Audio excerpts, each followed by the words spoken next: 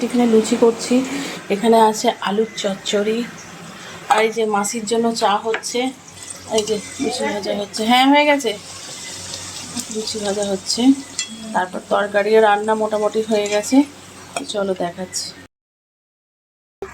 তো আমি এখন বেরিয়ে পড়েছি, একটু দোকানে যাচ্ছি, মিষ্টির দোকান।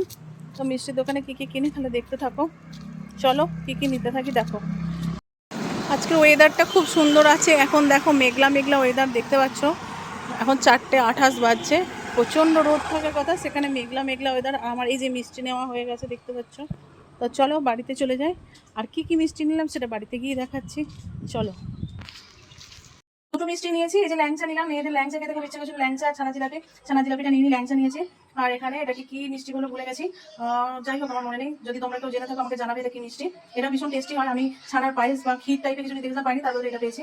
তো চলো এই মিষ্টি নিয়ে এসেছি।